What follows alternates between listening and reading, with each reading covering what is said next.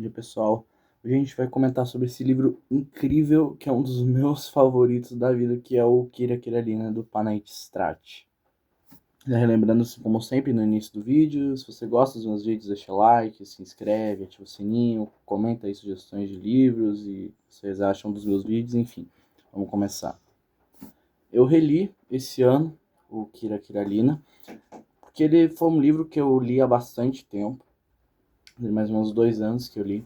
E foi um dos primeiros romances de formação que eu tive contato. Foi na época que eu estava, assim, interessado na Romênia, né? O país em si.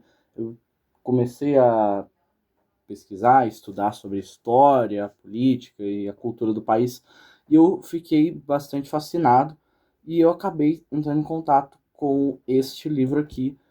E desde então eu acabei gostando muito tanto do livro em si, quanto do autor no geral.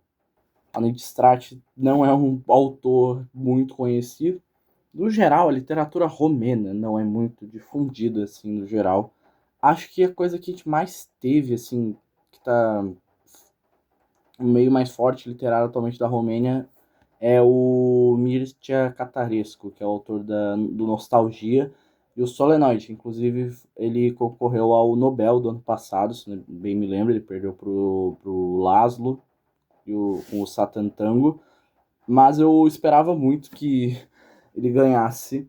Eu ainda não li o Solenoid, mas eu tenho bastante interesse, né? Não só pelo romeno, mas também pelo negócio enciclopédico. Mas não estamos falando de Mircea Catarescu, estamos falando de Panayit Strat nesse vídeo. Mas ainda assim, eu já vou aproveitar o Panayit Strat no geral para dar alguns outros ganchos envolvendo a Romênia no geral. Não só a Romênia, porque esse livro não vai se limitar só à Romênia. Panayit Strat no geral ele não vai exatamente renegar a Romênia, ele vai sempre abordar o próprio país, mas ele é uma pessoa rebelde, uma pessoa que vai explorar o mundo em todas as suas formas no geral. Felizmente, Panayit Strat teve uma vida bem breve. Ele nasce ali em 1884, ali em Brăila, na Romênia, e ele vai ter uma vida bastante frenética. Ele não vai ter muitas condições de vida ali durante a sua infância, e ele vai viajar o mundo, e ele vai me lembrar muito, no geral, talvez um autor que vocês conheçam mais, que é o Juan Rulfo, o autor do Pedro Páramo, que ele não era a pessoa com um grande conhecimento, ou pelo menos estudo profissional, mas que era um autodidata absurdo, que lia, devorava qualquer tipo de livro que entrasse na frente, enquanto fazia todo tipo de serviço. Ele trabalhou de taverneiro, operador de máquina, fez de tudo e visitou todo tipo de lugar. Então já é de se esperar que ele vai seguir uma linha parecida com o Tristan Shade lá do Lawrence Sterne, ou talvez os livros do Dickens, que vai ser um romance de formação de um personagem rebelde. Talvez eu tenha um pouco de receio com este livro em um fator que eu acho que talvez este livro, por eu ter gostado tanto dele e ele ser um livro tão abrangente, talvez ele tenha feito eu não gostar de outros romances de formação que eu li depois. Eu, por exemplo, não é que eu não gosto, mas eu não acho alguns romances específicos do Dickens muito bons. Eu recentemente também li, a última resenha foi o Siddhartha, que também é um romance de formação, que eu achei que como eu disse, não é que eu não gostei, mas eu achei ele didático demais, ou pelo menos muito simples, na minha opinião. Então talvez tenha alguma coisa a ver eu ter um carinho muito grande por esse livro. Panayit Strat vai ser uma figura muito difundida ali dentro do comunismo, no geral, ali no início do século XX. Ele vai escrever artigos, vai ser um dos presentes ali no meio intelectual desse pessoal socialista, só que ele vai ser o primeiro intelectual a denunciar todas as ocorrências ali do socialismo no geral. Ele vai entrar em contato com a União Soviética e ele não vai desistir do comunismo de primeira. Ele vai ver que o negócio não dá certo, entre aspas, mas ele vai tentar fazer vários ajustes ali no meio comunista. Também vai me lembrar o Milan Kundera, né, que ele foi expulso do Partido Comunista, acho que é tcheco, né, se eu bem me lembro, 2 vezes. Não sei como que ele saiu vivo para contar a história, mas, enfim, ele vai fazer uma cartilha de recomendações e sugerindo algumas alterações, e ele vai entrar num limbo de praticamente uma caça geral de todos os tipos de política diferente, porque ele vai ser considerado comunista demais para os países capitalistas e capitalista demais para os comunistas. Então ele vai ficar nesse limbo e vai ser praticamente abandonado pelas pessoas. Infelizmente ele vai morrer internado em Bucareste em um manicômio.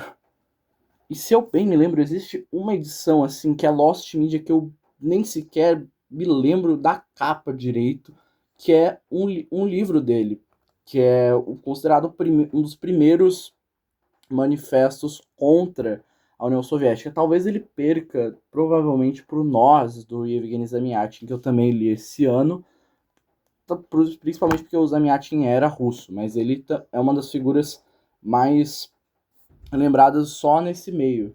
E mesmo nesse meio, hoje em dia, ele não é muito lembrado, mas não só dentro do arquétipo do russo que enfrenta essa ascensão do socialismo, ele é o estrangeiro que vai vivenciar isso. Acho que também, eu não sei dizer agora se ele veio antes ou depois também do André Gide, que ele também vai ter uma situação muito parecida. Enfim, a vida do Strat, sendo a própria vida dele e não uma autoficção, talvez rendesse um livro até melhor do que este livro que eu tenho em mãos. Ele também me lembra também, se for falar em aspectos puramente biográficos, eu acho que livros puramente biográficos do Joyce, ou, sei lá, do Yukio Mishima, esse pessoal com uma biografia tão maluca, faria livros que batem de frente com as ficções dos próprios autores. Mas enfim, vamos falar um pouquinho sobre este livro aqui. Este livro não é um romance de formação muito comum. Primeiro porque ele é um dos mais... Na época, ali não temos muitos romances de formação envolvendo... Não só romance de formação, mas difusão muito de romances ali do leste europeu. Orientais a gente tinha algumas coisas japonesas, mas assim, era tipo Matsuo Basho e teatro no geral, e de resto era só Rússia, né? Que vai ser ali no final de 1880, quando ele nasce, já vai ter muito essa aclamação do Tolstói e Dostoiévski. Inclusive, Valentistrat vai ser um ferrenho apreciador de Tolstói. Nesta narrativa, talvez você perceba bastante isso. Não só a citação, mas o estilo geral no que diz respeito às descrições do Strat vão se assemelhar bastante com abordagens do Tolstói. Mas principalmente o maior inspiração para esse livro, talvez no âmbito estrutural, vai ser As Mil e Uma Noites. Não só porque o livro é uma grande viagem pelo Oriente no geral, ali o Império Otomano, mas também a gente vai ser bombardeado de várias e várias histórias diferentes. Vai ser um livro engraçado em muitos momentos, um livro triste também em outros, mas ele é um livro bastante emocionante no geral. Ele é um livro que pega bastante e ele não é tão difícil. Ele não é um livro... Talvez a coisa mais difícil que você vai ver, talvez seja a estrutura mesmo, que pode te confundir um pouco. Nós vamos acompanhar a história do protagonista, que ele primeiro conta a sua história como adulto, depois como criança, e depois em direção à sua vida adulta, em direção ao seu presente. E então os acontecimentos envolvendo esse presente dele são lineares, só que a história dele em si não vai ser nos apresentada de maneira linear. Então você vai ter que ajustar algumas coisas para você entender o que você está lendo. Vamos conhecer ali um pouco só da história do Adrian. No caso, o título completo do livro é Kira Kiralina, as aventuras do diário de Adrian Zograff, mais ou menos assim. E nós temos dois Adrians. O Adrian, que é a figura que vai ali incitar toda essa história, e nós temos o Adrian Zograff, vulgo Stavro, né, que é o protagonista em si, que é a pessoa quem vai contar a sua história. Bem, o livro vai começar com algumas perambulações do Adrian, essa criança, né, o Adrian criança, que vai ali conversar com o Adrian Zograff, que eles estão na Romênia. Ele vai ver esse adulto que é basicamente só um vendedor ambulante de limonada, que é salep, mas é praticamente limonada.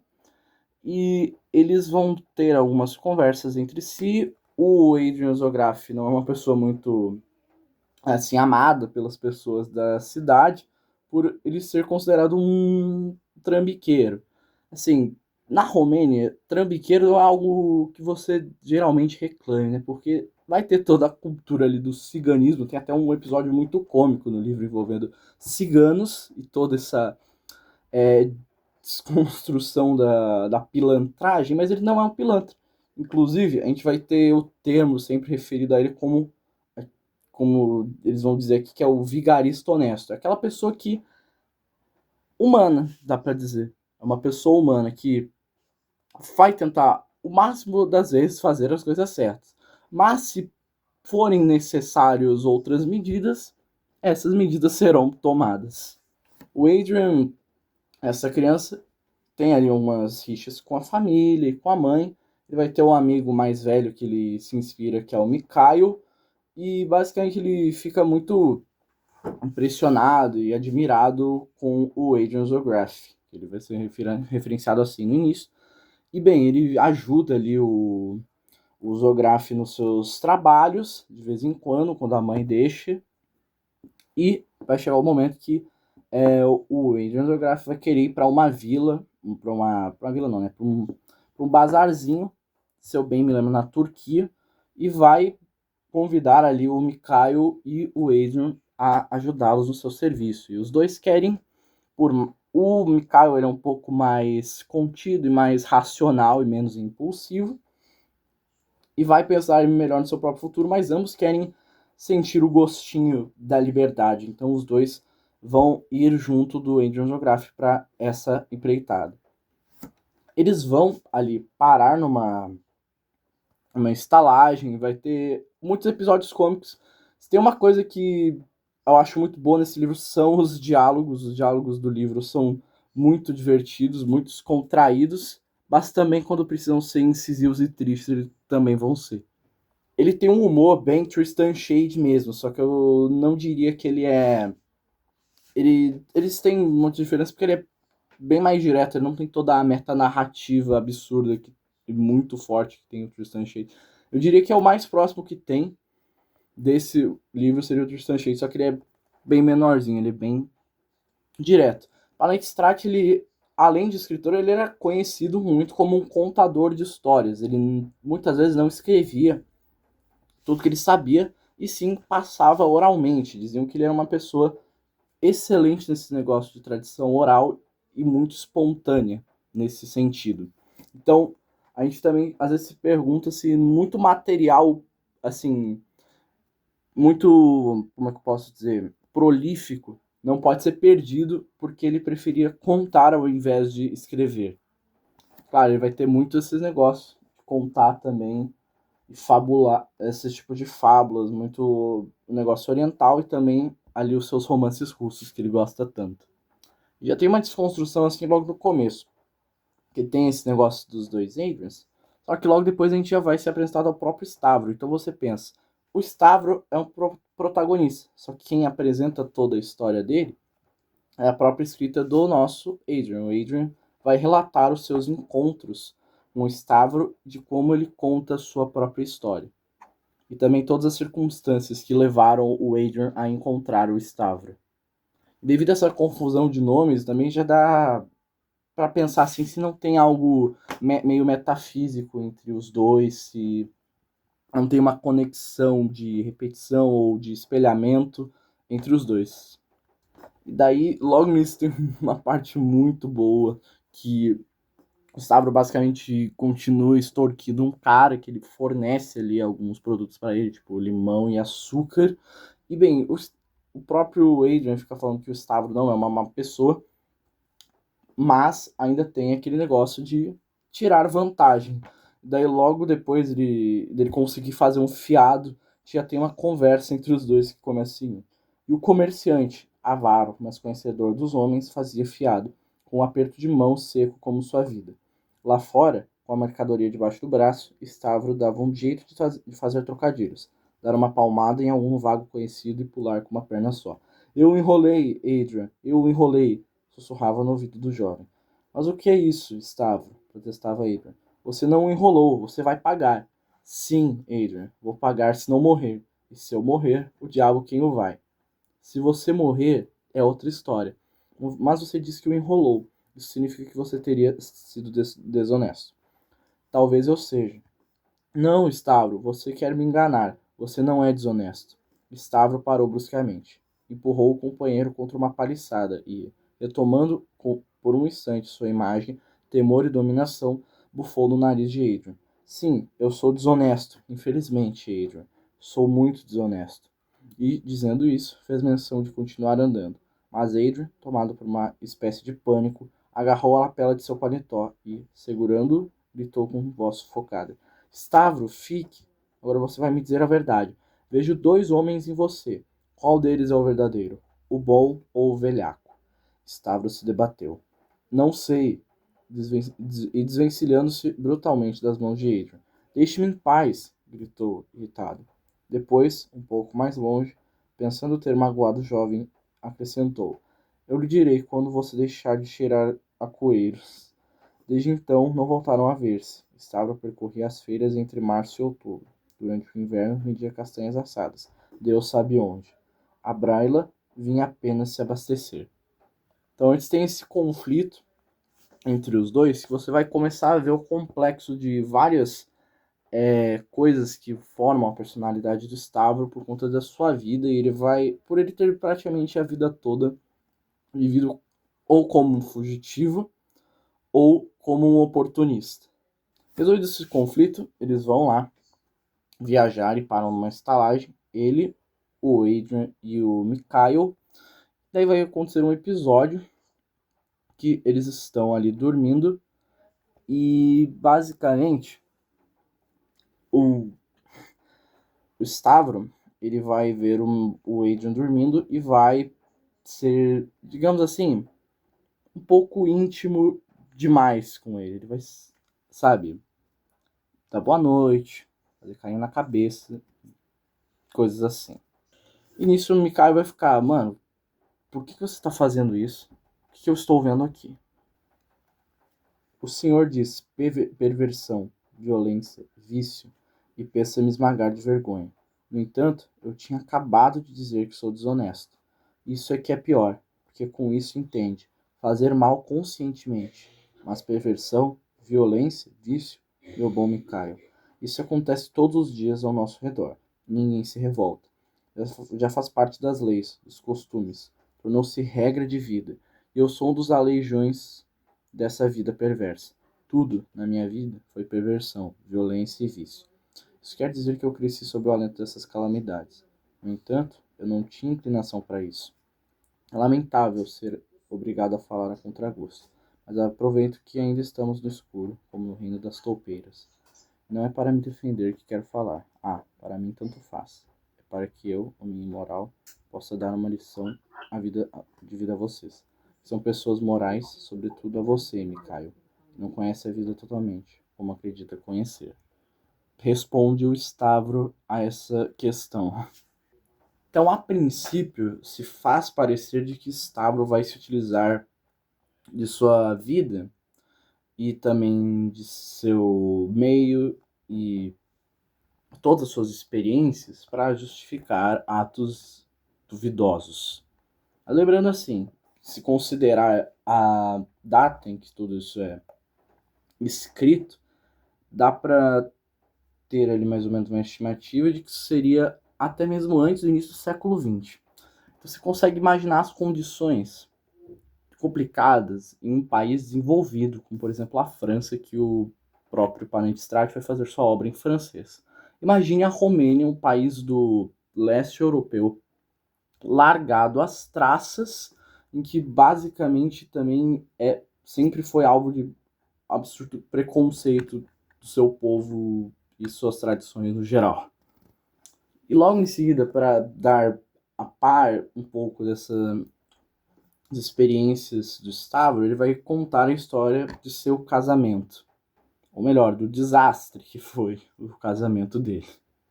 Basicamente, o Stavro ali dá uma pequena prévia, praticamente com nada, sobre que ele estava voltando, certa vez da Romênia, já adulto, para a Romênia no caso, tendo passado 12 anos fora, procurando pela figura que dá nome ao livro, que é a sua irmã mais velha, Kira, que ele falhou em encontrar e se remói até hoje por isso. Mas só vamos saber dessa história logo depois. E ele volta ali praticamente sem nem ao menos falar direito romeno, sem documentos do país. E, bem, basicamente só para voltar às suas raízes históricas, do qual ele teve que permanecer longe por muito tempo por conta de questões familiares.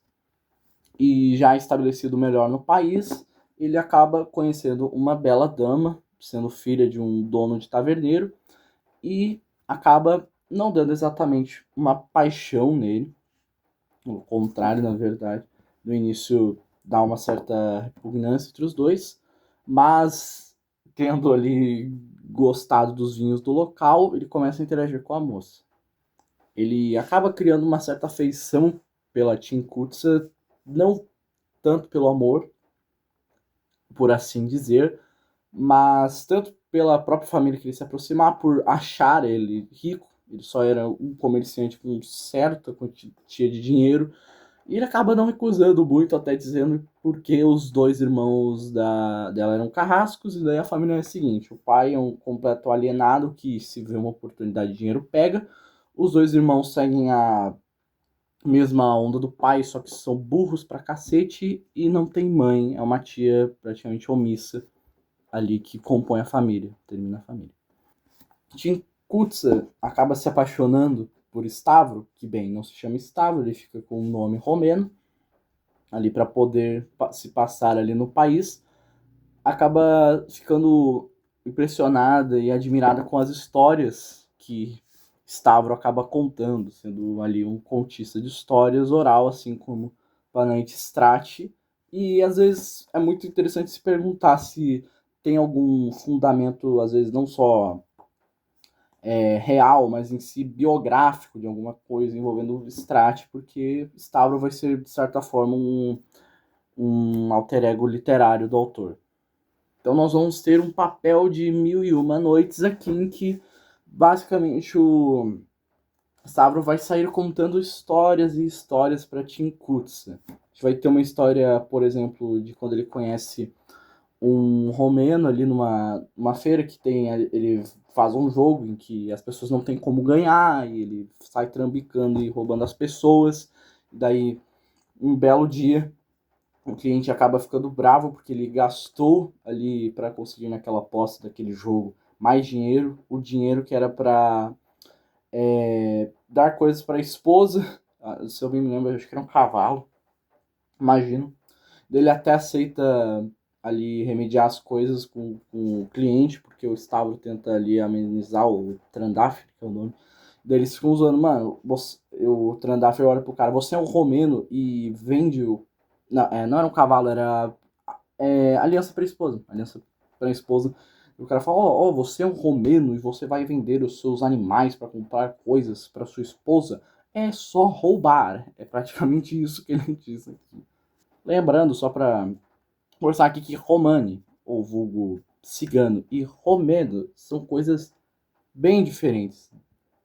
Não exatamente todo romani é romeno, mas boa parte dos romanes são romenos, mas nem todo romeno é romani, tá? Só para deixar esclarecido, tem a pluralidade cultural do país é muito maior do que isso.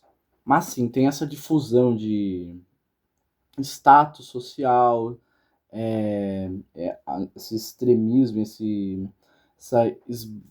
todo esse esbanjo e muitas vezes malandragem difundidos assim no país até hoje, e não só para ele, não só no país, né? Tem cigano para tudo quanto é lado.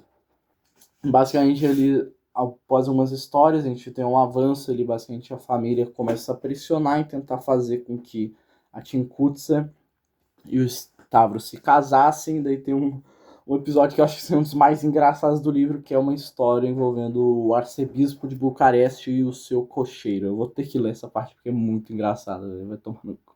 Não podendo ele mais adiar o casamento, eles vão até a igreja e começam a conversar com o padre.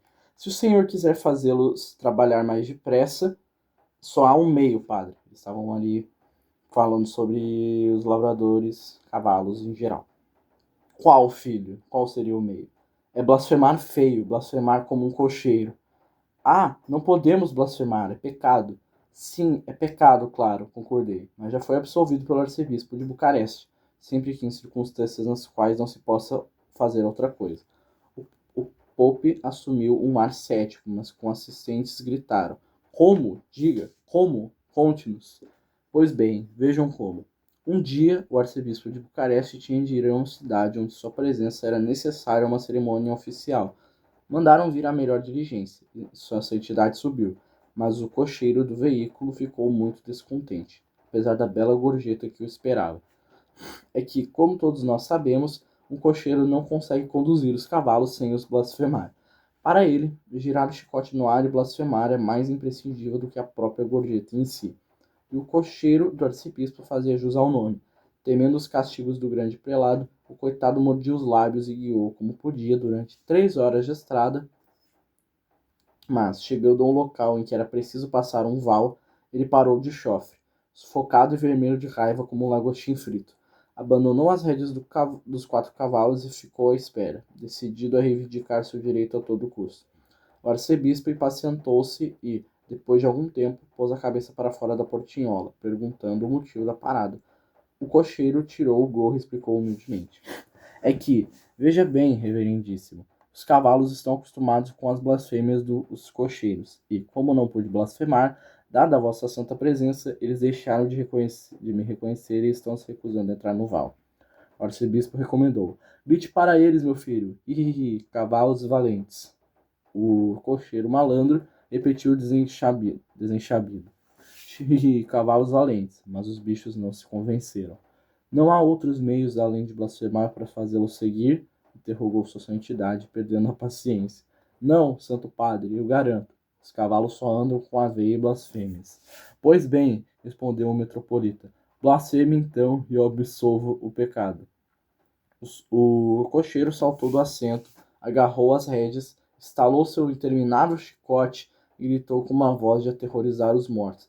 Ih, benditas chinelas da Virgem, todos os santos ícones, os 14 evangelhos, 60 sacramentos, 12 apóstolos, 40 mártires da igreja.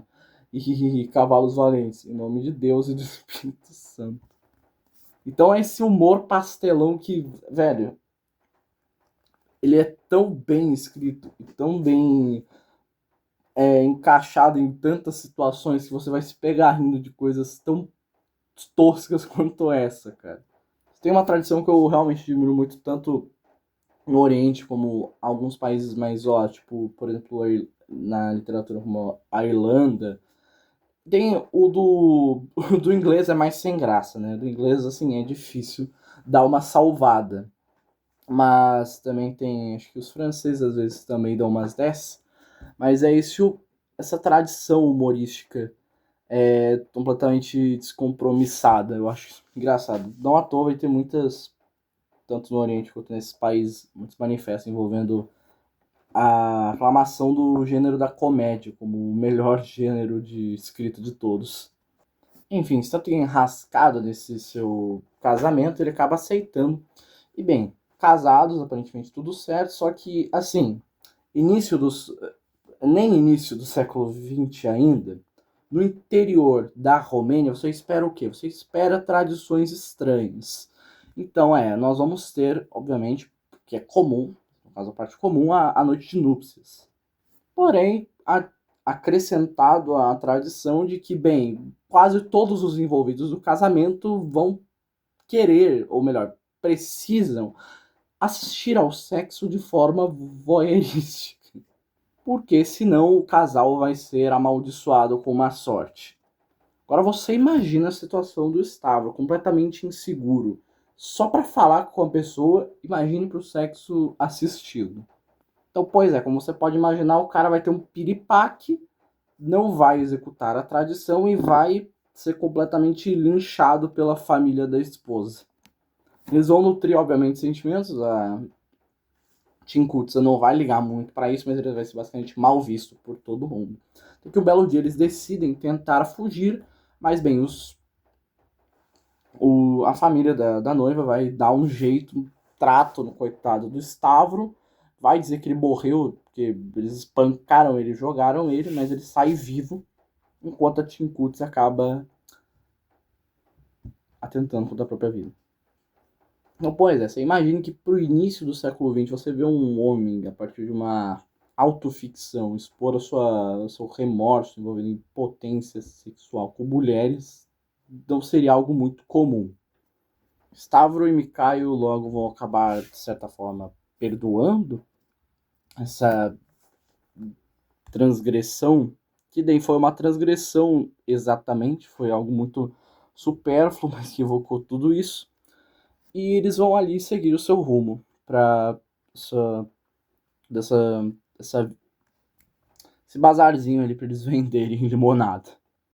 Um bom adendo de dar sobre este livro é que ele não é um livro só, ele é uma coletânea. Na verdade, tem uma coletânea, né? Porque o Aidan Zograff vai ser uma figura que vai permear ali várias outras obras do Panentstrati. Se eu bem me lembro, tem outros dois livros, que são A Casa de Thuringer e O Nascer do Sol. O Nascer do Sol, se eu bem me lembro, é esse livro que eu tinha falado antes. Ali criticava, de certa forma, o socialismo. Ali, pelo menos, o socialismo soviético.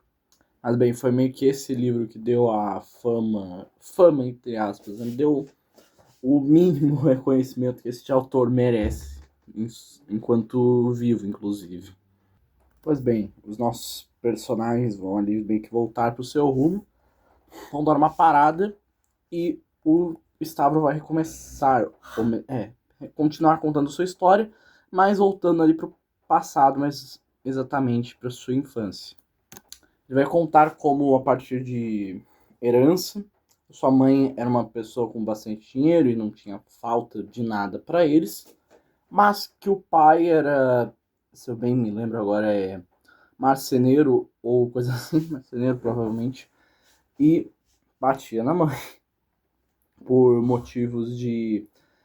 a mãe não era a pessoa mais certa, fazendo ali festas homéricas na casa e ciúmes, esse tipo de coisa, antes mesmo de sequer direitos humanos serem sequer concebidos ali pelas pessoas, e o irmão mais velho também ajudando nesse tipo de espancamento, incluído, além da mãe, a irmã que seria a irmã do meio, né? Entre o irmão mais velho do Stavro e ele está a fabulosa Kira Kiralina, que dá nome ao livro. Basicamente, o Stavro vai contar que, sobre o domínio da mãe, ele e a irmã vão ter vivido ali por um tempinho uma vida hedônica ao lado da mãe, onde basicamente todo momento festa, todo momento não... Sim, é claro que dá para esperar alguma coisa mais carnal, com certeza. Mas a gente tem um negócio muito mais de carícias ou badernas, coisas assim, do que de fato sexo e essas coisas. Não é... São prazeres como, sei lá, eles fumam toda hora. Só criança ele fumando narguilé toda hora, dançando e comendo, fazendo todo tipo de coisa que, sei lá, dá pra se esperar de um sultão ou coisa parecida. Muito também dá pra conectar, às vezes, abordagens e tratamentos do nosso protagonista Stavro a mais femininos a esse ambiente que vive, que basicamente é a única referência não violenta que ele tinha para se espelhar era a mãe ou a irmã.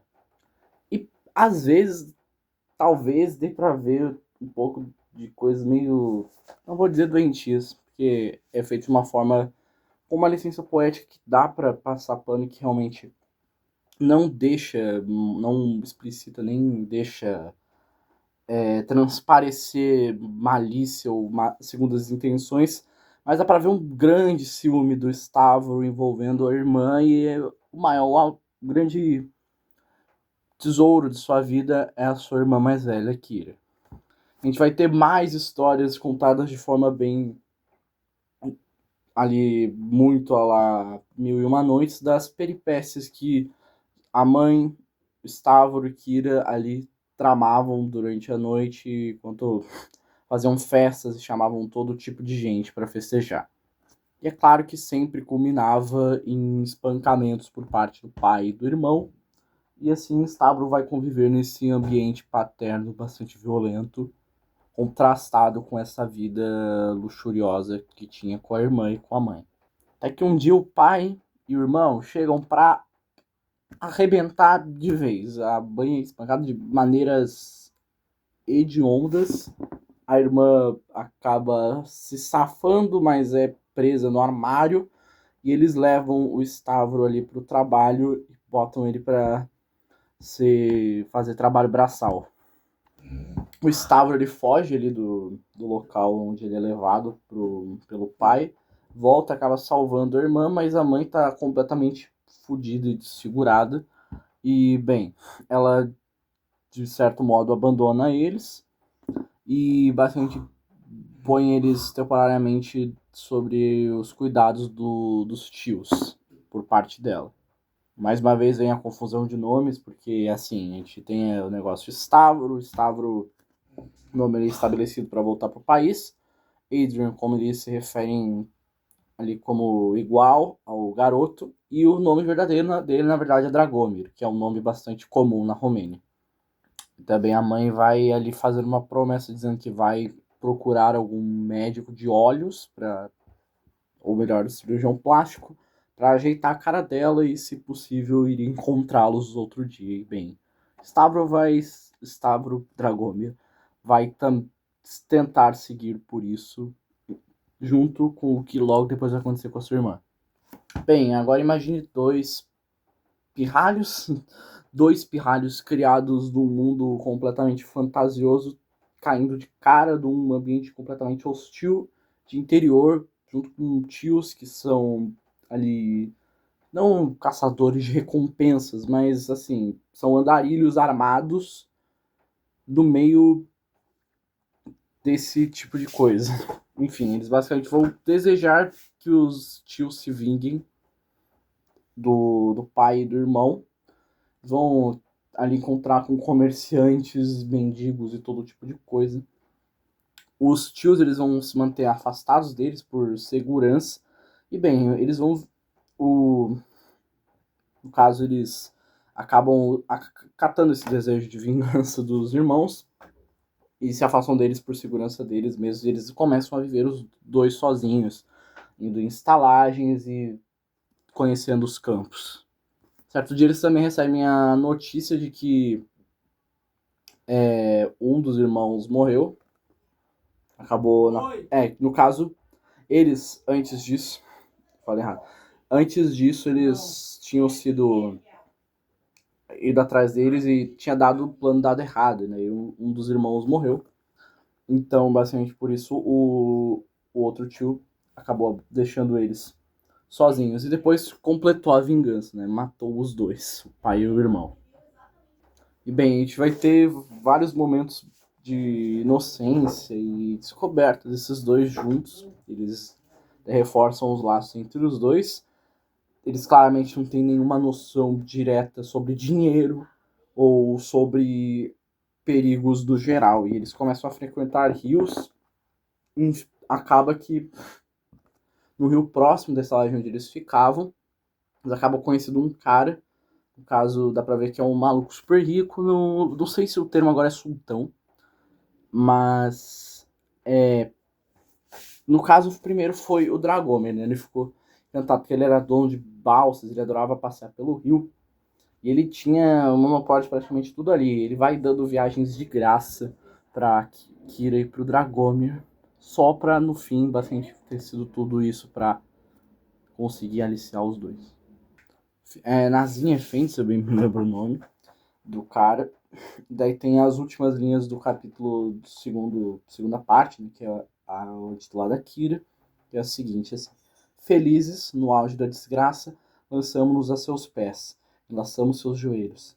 Ele era nosso salvador, e, à noite, com o barulho infernal que vinha do convés, encolhidos na cabine onde fumávamos chibuques recheados de ópio, com a cabeça alucinada, nas brumas da inconsciência e da felicidade. Começamos a ser embalados de uma maneira que nos fez crer que íamos para o céu. Não íamos para o céu, nem para Istambul, encontrar a mãe. Estávamos, sim, sendo raptados com nosso próprio consentimento. Outro dia lhe contarei a odisseia de minhas peregrinações em busca de minha irmã, que foi presa num harém assim que chegou a Constantinopla. Já eu fui submetido aos prazeres do respeitado benfeitor e pervertido para sempre. E Kira estava perdida para sempre, ainda que eu, fugindo depois de 2 anos aprisionado, a tenha procurado por 12, vendendo Salep. 14 anos mais tarde, de volta à Romênia, soube que, pouco depois de nossa fuga, o tio escapara da morte. Tinha se vingado, ateando fogo certa madrugada nas 2 casas, a da mãe e do pai. Para não deixá-los escapar, de fato, não errou o alvo. Dessa vez, o pai foi queimado. Enfim, se passa muito tempo desse relato e o Adrian vai ele crescer e não vai mais encontrar muito ali o Dragomir, o Stavro, e não vai ali inicialmente conseguir ali a conclusão dessa história, até que, se eu bem me lembro, aqui no Egito, acaba encontrando ele num barzinho aleatório, paga a bebida e pede para ele terminar a história da sua vida. Para completar todo o seu rolê, tendo começado como Stavro e agora puramente como Dragomir, ele resolve terminar a sua história comentando sobre os seus 12 anos de procura pela sua irmã.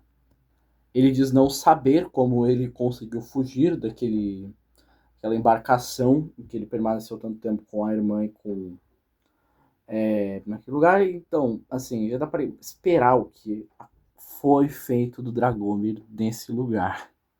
Lembrando, Império Otomano antes do século XIX, final do século XIX.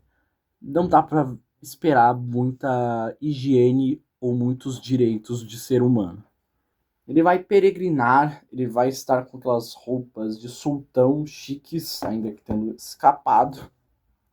E vai ser basicamente todas as pessoas possíveis vão se aproveitar dele de qualquer forma possível.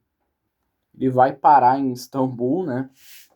E bem, ele vai tentar inicialmente conseguir a ajuda de alguém, um cara dá abrigo para ele, depois expulsa ele. Ele vai aprendendo até o valor do dinheiro, né? Ele vê as pessoas extorquindo ele e depois ele começa a analisar melhor o que as pessoas dão ali de cada coisinha, cada moeda para cada coisa. Ele entra em empreitadas, né? Ele vai pulando de estalagem em estalagem, ele vê, tipo, um grupo de artistas, uma trupe, e basicamente a mulher ali, mulher casada, inclusive, da trupe, vai flertar com ele, ele vai ser extorquido na rua de outras formas também, em cafés e restaurantes, vai ser assaltado, enfim, as pessoas vai passar por poucas e boas dessas situações.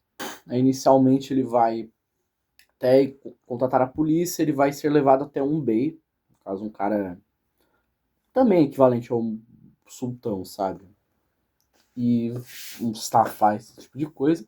E ele vai ficar sob a custódia desse homem que vai ajudar ele inicialmente e vai até fornecer todo tipo de coisa.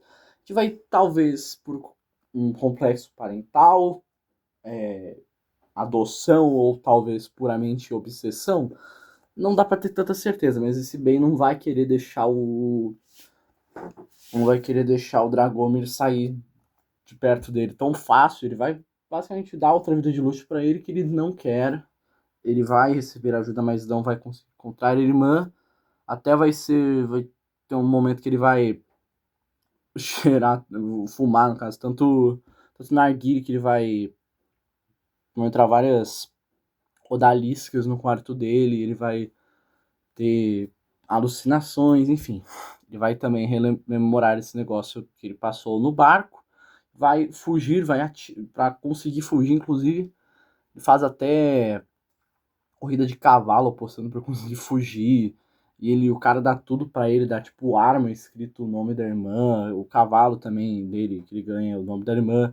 Mas ele acaba, no fim, fugindo, tacando fogo em tudo do cara.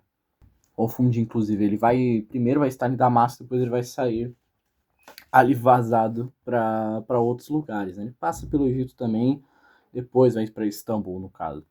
E como eu disse antes, ele também vai se envolver com uma mulher, um casado de uma trupe.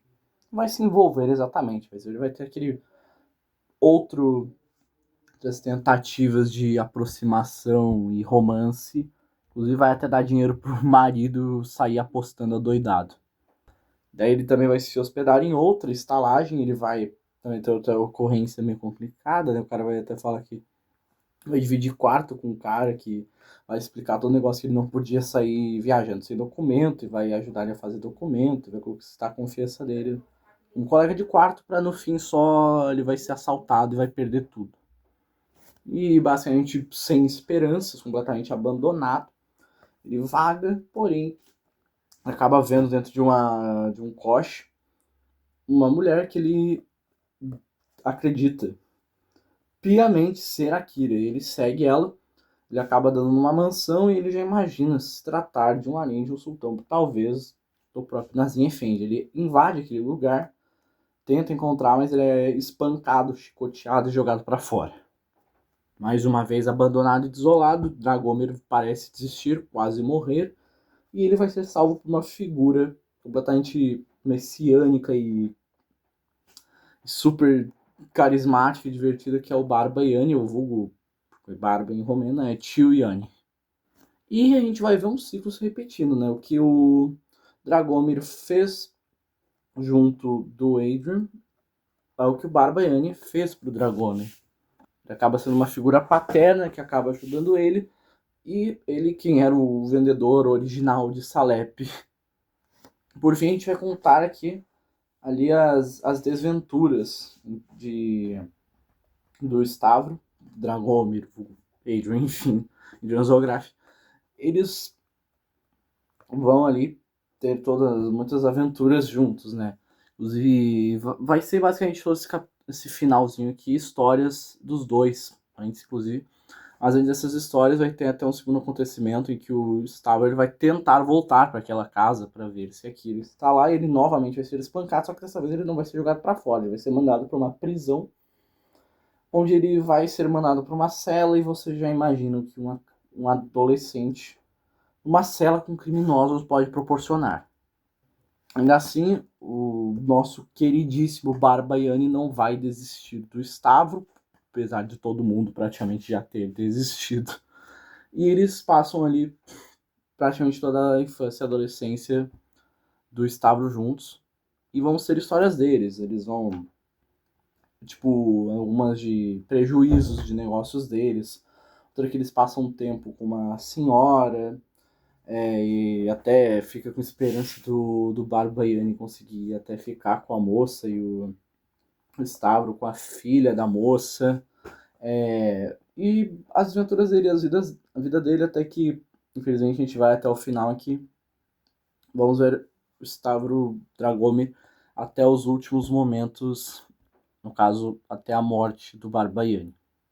A partir da despedida do amigo, nós vemos ali a formação geral do primeiro, até praticamente o primeiro relato, demonstrado da vida adulta dele, e o desenrolar geral do que acontece com toda a vida adulta do Stavro. Daí tem uma parte aqui no final que sintetiza muito bem, assim, todo o pensamento do Strat, todo o livro no geral. Uma vida de homem não se conta nem se escreve. Uma vida de homem que amou a terra e a percorreu é ainda menos passível de ser narrada.